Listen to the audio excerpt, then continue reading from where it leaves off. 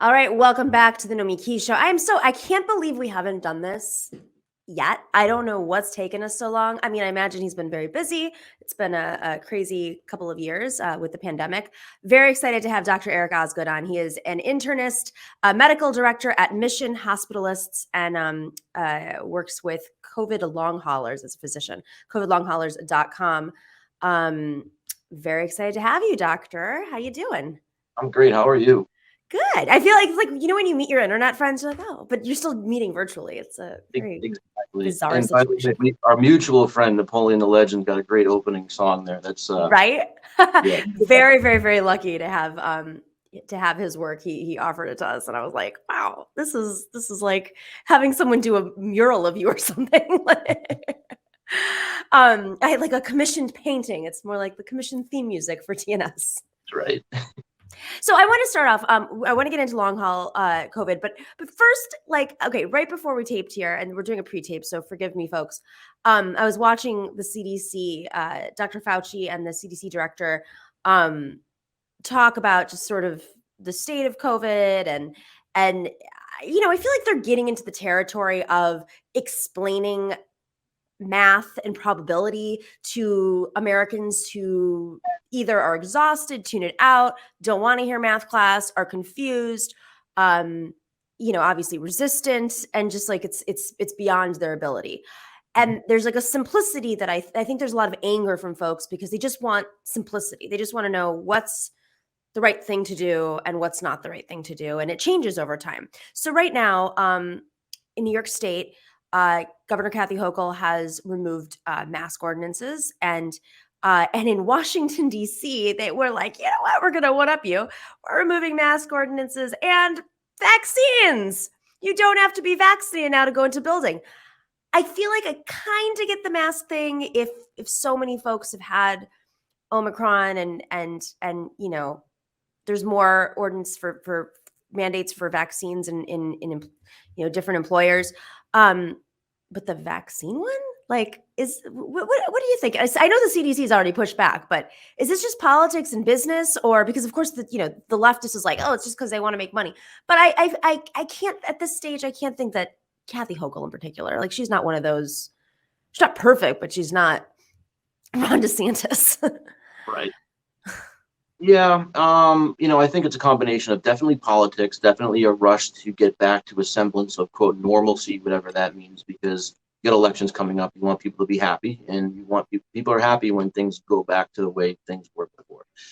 So I think that's a component. And also, and this really segues into our long haul discussion, policy really seems to track with hospitalization death. As from what I could tell, as far as community transmission, it's always known that death and hospitalization are lagging indicators, but it doesn't seem that policy is sufficiently centered around the probability and the epidemiology of long COVID, which can be disabling.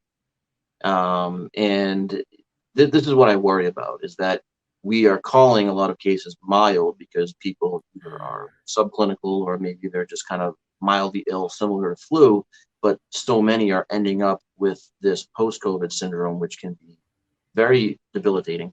And I'm a little concerned that that is not factoring in sufficiently to policy. So, well, I guess before we even get into policy, like, now the administration is not reporting every hospital. What the heck? Why? It's I think there's the CDC and then there's DHHS who have methodologies of tracking. So the way they're spinning it as well, it's not that we're not following it. It's just one of the sort of avenues whereby hospitals are required to report. They kind of turn that off. I think it's a little bit of gamesmanship because you are going to get a little bit of a rosier picture when you do it that way. So it's a little bit of both. It's like a little bit hyperbolic to say they're not counting it anymore. They're stopped keeping track, but it's also a little bit Weasley to say, oh no, it's no big deal. We're just changing it the way the methodology, the DHHS and the hospital systems and the requirements of reporting being shut off is going to impact the way that numbers appear, and it is certainly paint a rosier picture than we would otherwise see. So it's kind of somewhere in the middle. Okay, I'm going to get to long haul. I promise. But Okay, talk about whatever you want to talk about. you're just so smart. So I have all these questions, and usually I just go on shows and we're all talking about COVID like we're experts. I'm like, this is not good. We shouldn't be doing this at all. So You guys have been good. You, Majority Report, you guys really. I've been watching you guys since the first. In fact, having you guys to watch has been good. It's been an escape. I always enjoy turning you guys on and tuning in. And you guys have been doing a really good job of being cautious with what you've been saying and relying on experts and not making statements that are untoward in terms of the evidence. So I've appreciated what you and what Sam and everybody. Thank you. I mean, it means a lot. And we know that there's an industry, a cottage industry for folks to just push out their expertise, even though they're like, want to be comedians. So I'll stay in my lane. You want to talk about cutting field? I'm there. I'm your person, but I'm not going to get into, the hard stuff. So is there like a point, where, in public health, with vaccines, there's just a certain percentage of folks who, unless it's mandated by their employer or the government, they're going to resist after 2 years of trying to convince folks to get the vaccine, or 1 year and a half at least. They're just not going to, it's just not going to happen. But then brushed up against actually having COVID. Is that what we're looking at? Like maybe there's just a percentage of the population that's, is not vaccinated, hasn't had COVID yet, will probably have COVID, but the percentage that's left that will have COVID, it'll be less than the Omicron, and it won't have the same side effects. Yeah, I mean, are you basically asking? Do you think we're going to get to herd immunity? No, not herd immunity. I mean, because of vaccines, right? I'm just questioning why the government's thinking this way, because I mean, there are obviously some people that are resistant and will literally draw this pandemic out till the end of time for their own reasons.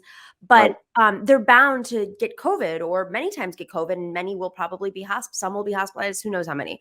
But after a while, I guess herd immunity in that little community, but not herd immunity for all of us. It's just, we're now, for those of us who are vaccinated and boosted and we'll have our fourth boost or whatever it is, it just won't have the same effect if we do get COVID again. And especially if there's fewer people in that community spreading it. Yeah. I mean, the reason for mandates is not just, you got the people who are just sort of anti-vax. There's a traditional anti-vax community, which is loud and proud. They've always been against vaccines.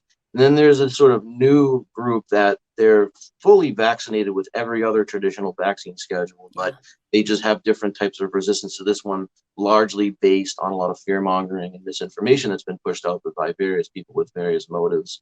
And then you have people that just they don't pay much attention. They don't really watch news. They don't really follow what's going on. They live their lives and they don't really care that much. And they just don't bother.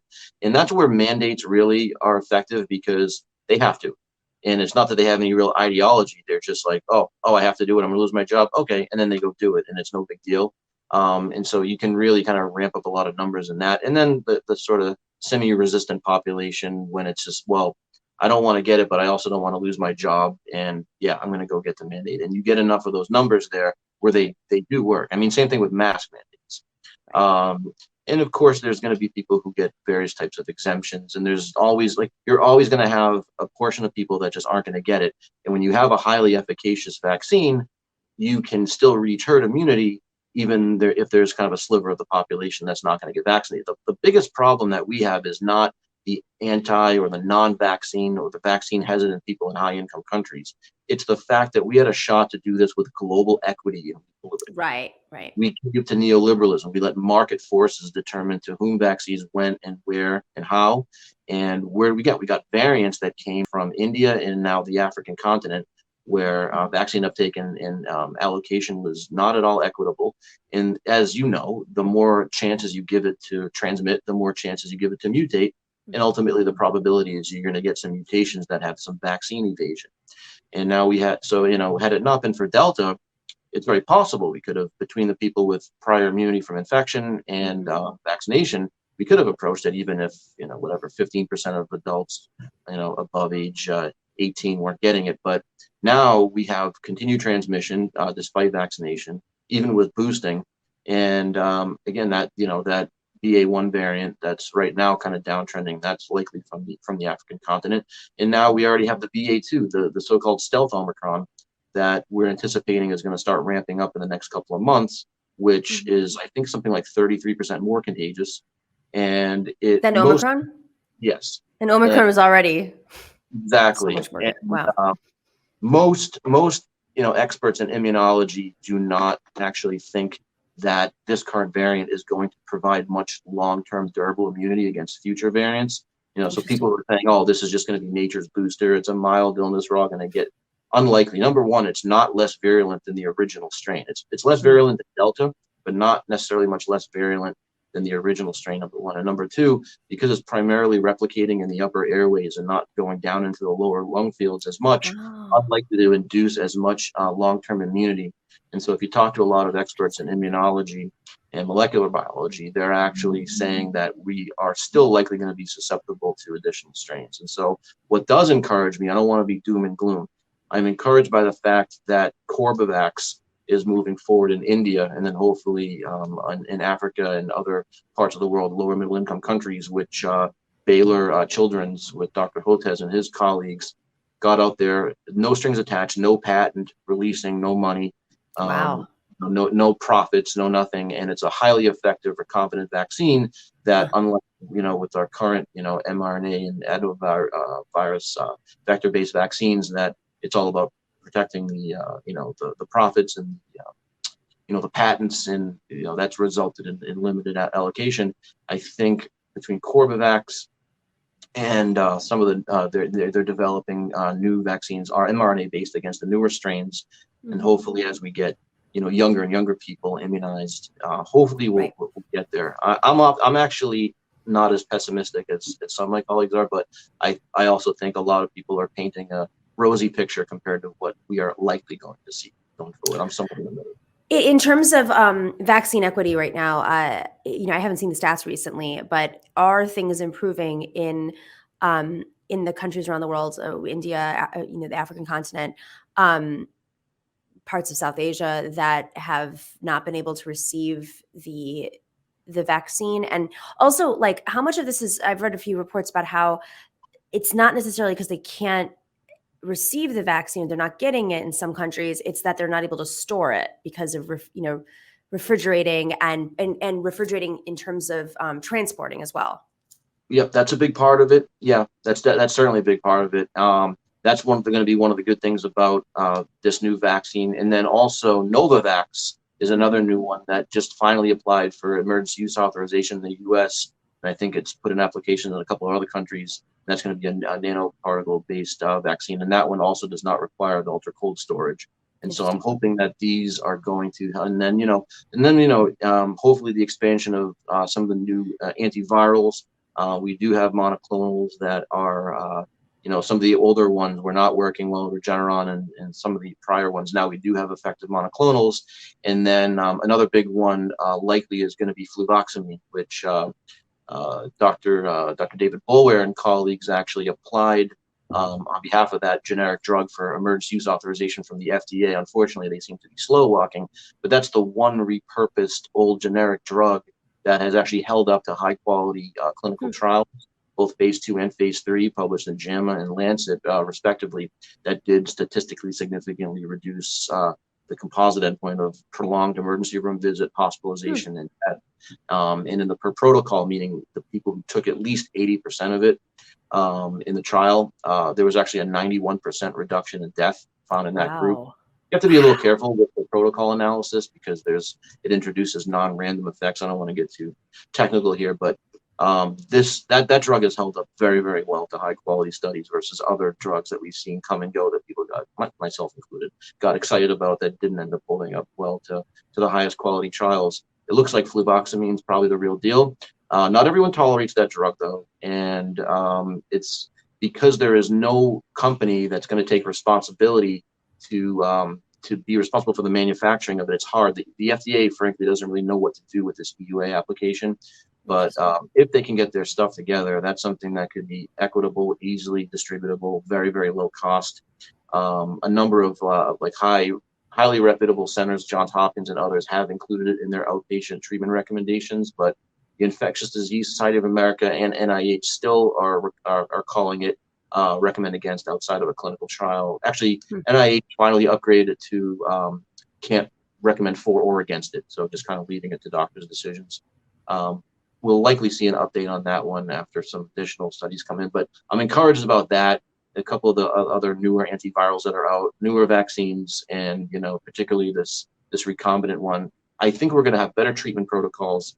I think we're going to have more immunity, and hopefully we'll be able to kind of tamp this thing down. The question is going to be, are any of these things going to result in less long COVID? Right. And so perfect transition. I'm going to start out just a personal story. My best friend, she lives in Switzerland. She's American. She grew up in Arizona. And in January of 2021, so right when the vaccine was just starting to be dispersed, maybe not even so, I think it hadn't really circulated even for her mom's age group. Her mom got COVID.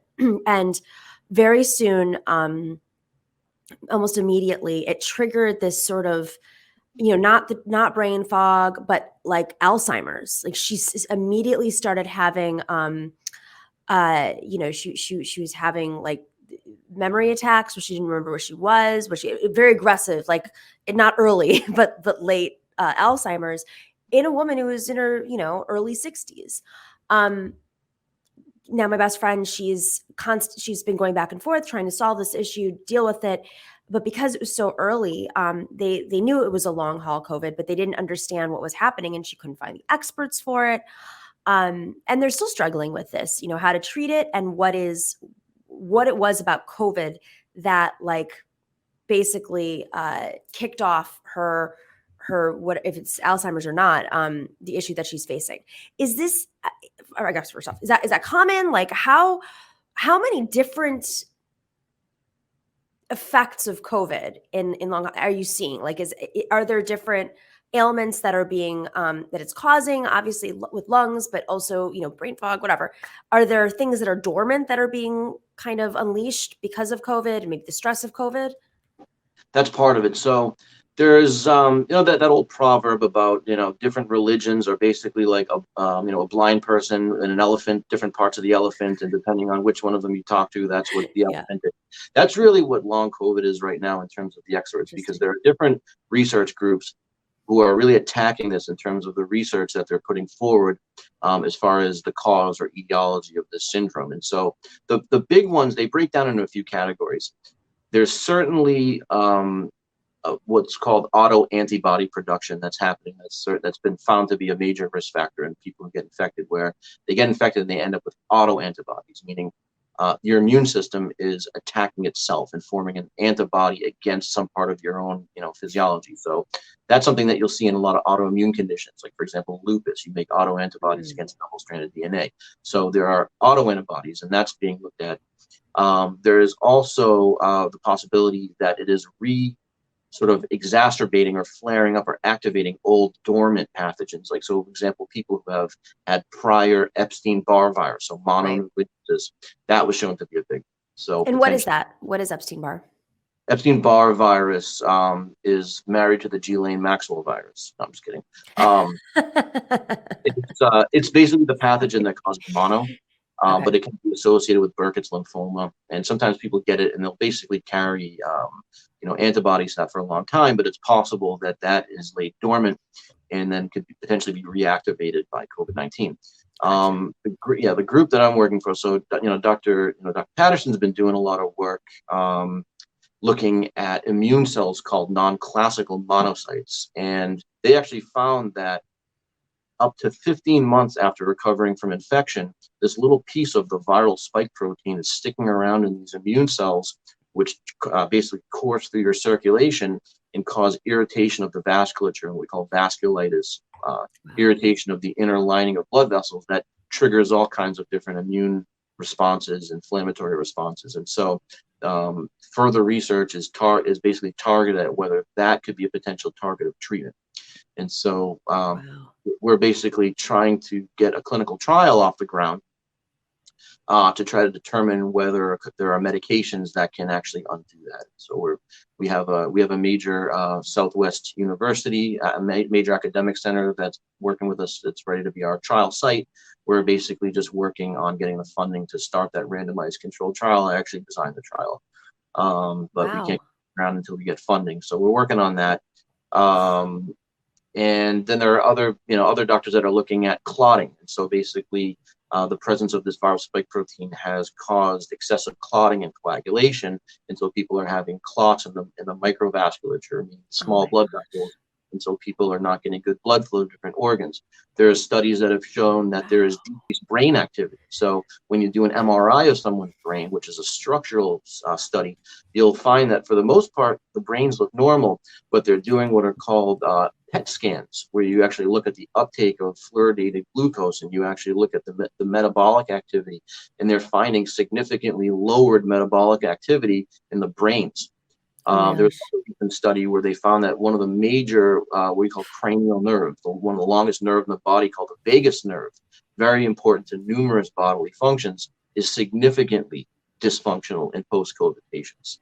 So what is sort of what's tying this all together? Is there one underlying thing that's sort of triggering the rest of these? Are these just different ways that this can manifest? I mean, like, we don't know, and so the research is going to chip away. Right now, there's really the treatment protocols that are being used are, a lot of like the major academic centers, Mayo Clinic and Yale, and other places. They're basically using multimodal strategies, multidisciplinary. Patients are being sent to different specialists, getting batteries of tests, and doing different types of physiotherapy and psychotherapy, behavioral treatment, certain medications, and slowly but surely we're sort of inching toward hopefully some solutions to help people recover. Some of the research coming out so far is in terms of duration. It's defined as having symptoms ongoing 4 weeks after you recover from infection. Wow. But they found that close to 90% of people still had ongoing symptoms 35 weeks in. And is this just with folks who get COVID when they're not vaccinated? All right, good question. The likelihood of long COVID from the best research that we have available to date, let me stress that again, based on the best research we have available to date, these things can change. Right. But the likelihood of ending up with long COVID drops significantly in vaccinated folks compared to unvaccinated. Fully vaccinated folks, you mean? Yeah, the unvaccinated, the likelihood can be anywhere between 30 some odd percent to sometimes even higher. Wow. And from the best data we have, that drops to something like 18 or 19% among the fully vaccinated. Okay. So we do have people who get breakthrough infections and end up with post-acute sequelae.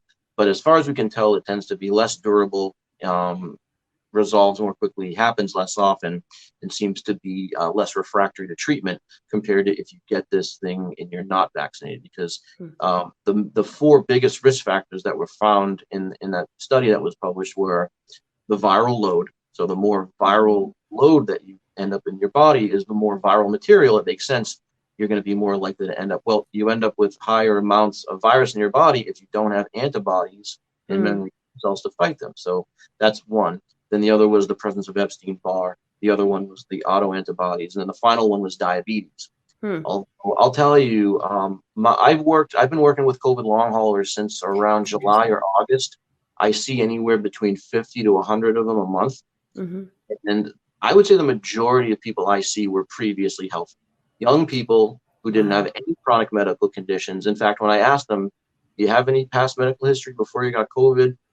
It's never just a one-word answer. It's like, no, I was active. I was running half marathons. I was rock climbing. I was windsurfing. I was golfing. I was playing basketball. And now I can barely get up a flight of stairs. Or my brain fog is so bad, I had to leave my job because I can't perform the mental functions required to allow me to work that job. Or, I can maybe go walk a mile, but then I'm completely winded and I'm done for a couple of days.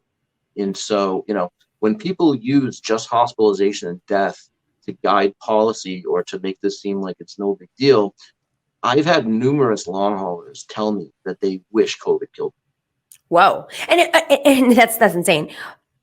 Is long haul COVID when you've had a bad COVID case. Like, there are plenty of people who didn't even realize they had COVID, early on in the pandemic or otherwise, that, before they were vaccinated, that just didn't have the same effect. Do they have long haul as much? What's the statistic, like, So yeah, assessment? it's something like among people that end up hospitalized, it's something like 70% will still have Woo! symptoms Whoa.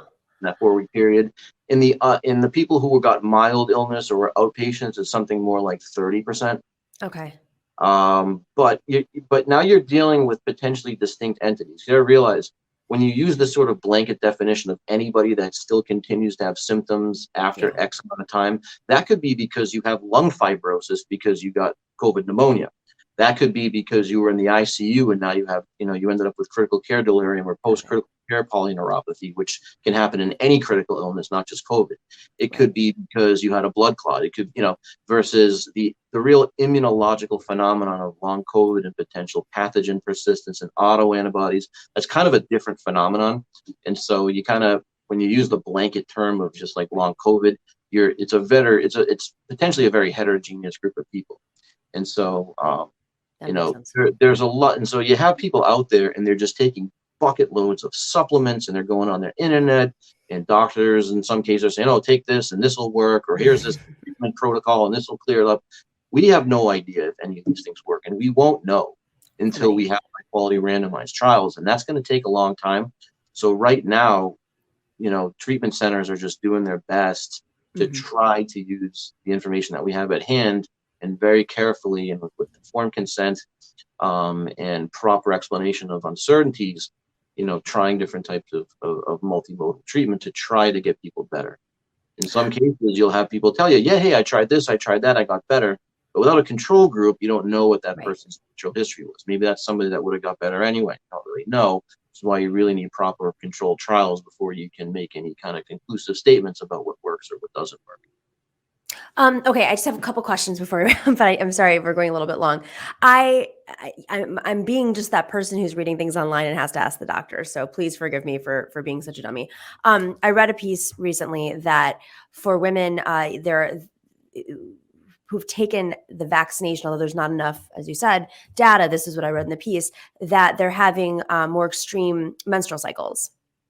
Is there any? Have you heard of anything about this in terms of research? I've heard reports when you're comparing it to control groups in Mhm. well-designed studies, we're not seeing huge differences, but it's going to take time to really tease that out. Okay. I want to be a little careful because I'm not probably up to date on the best literature on that one particular finding. Yeah, I just saw the paper and I was like, oh, that's interesting. Yeah, Um, I'll look at that again. because I don't have to tell you, like, there's obviously gendered, Of course. gender reproductive research is not always shared or invested in. No, absolutely. And when you bring up reproductive, because reproductive deficiencies, or reproductive abnormalities are Mhm. we're seeing it in long COVID. So people, erectile dysfunction, things like that are happening in a lot of males Tell who are, Nicki Minaj it wasn't the vaccine; it was getting it. yeah, probably that sounded more like an Conspiracy. STI. Anyway, Yeah. yeah. So that we're definitely seeing that. And as far as it's amazing the symptoms. It's just any symptom you could think of, everything from hair loss, alopecia, to Wow. skin problems, to digestive upset, chest pain, shortness of breath, brain fog, not tolerating foods that a person used to tolerate, muscle aches, dizziness, POTS syndrome, where people they stand up and their heart rate goes through the roof. Wow. Just such an incredible array of all different sorts of symptoms that we're seeing in these people. And it's, as I said, it's going to take a lot of time before we tease out the exact pathophysiology, and then ultimately find things that we can potentially target for treatment and hopefully be able to restore quality of life to people that are debilitated. I've seen a few people that have come out of it and are back to their lives. Those success stories are always heartwarming, but in other cases, people really continue to have absolutely debilitating symptoms. I have people in their early 30s who are now wheelchair bound. Oh my god. Um, I've got uh, Jeez.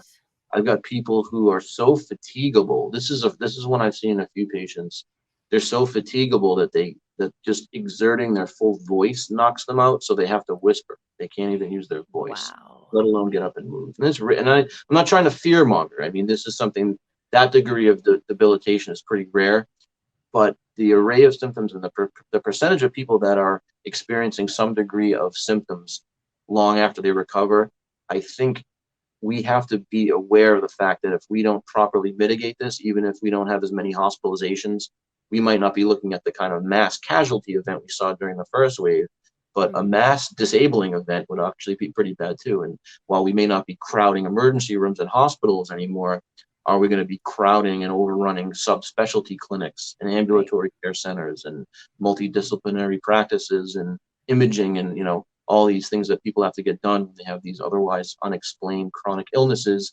and especially in a country that doesn't have universal health care and people are having to shell out money out of their own pockets to get all these things done. There's going to be a looming crisis if we don't properly mitigate this. And in order to do that, we have to acknowledge it and consider it in our policies, not just think about hospitalization and death. Not to mention the folks who weren't financially prepared for being in the hospital, if they were there receiving care. A friend of mine's brother, he somehow got into one of these